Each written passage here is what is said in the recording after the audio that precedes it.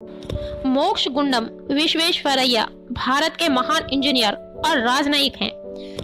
इनके जन्मदिन को भारत में इंजीनियर दिवस के रूप में मनाया जाता है। मोक्षगुंडम विश्वेश्वरैया का जन्म 15 सितंबर 1860 को कर्नाटक के मैसूर के कोलार जिले के चिक्काबल्लापुर तालुक में हुआ था। मोक्षगुंडम विश्वेश्वरैया के पिता का नाम श्रीनिवास शास्त्री और माता का नाम वेंकटचम्मा था। मोक्षगुंडम विश्वेश्वरैया की प्रारंभिक शिक्षा उनके जन्म स्थान पर ही हुई। आगे की शिक्षा मोक्षगुंडम विश्वेश्वरैया ने बेंगलुरु में कोचिंग पढ़ाकर की। इन्होंने 19 वर्ष की आयु में 1881 में बीए की परीक्षा अव्वल स्थान से प्राप्त की। मैसूर सरकार की मदद से इंजीनियरिंग की पढ़ाई के लिए पूना के साइंस कॉलेज में दाखिला लिया।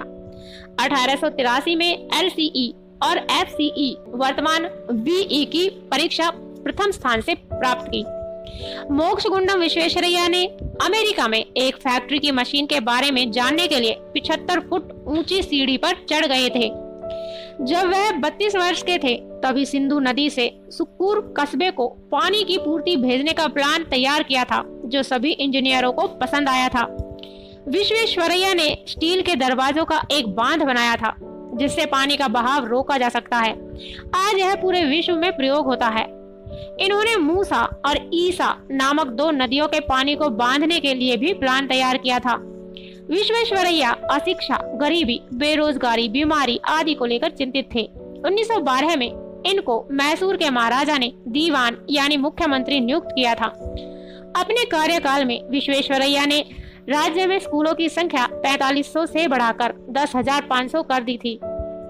इनके प्लान से ही विद्यार्थियों की संख्या 1,40,000 से बढ़कर 3,66,000 तक पहुंच गई थी।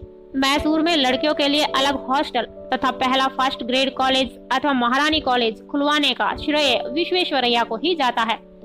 इनके प्रयास से ही मैसूर विश्वविद्यालय की स्थापना हुई, जो देश के सबसे पुराने विश्वविद्यालयों में से एक है। विश्वेश्वरैया ने छात्रवृत्ति की भी व्यवस्था की थी। विश्वेश्वरैया ने कई कृषि, इंजीनियरिंग, औद्योगिक कॉलेज भी खुलवाए। ये उद्योगों को देश की जान मानते थे। उन्होंने जापान व इटली के विशेषज्ञों की मदद से पहले से मौजूद उद्योगों जैसे सिल्क, संदल, मेटल, स्टील आदि को और अधिक विकसित किया।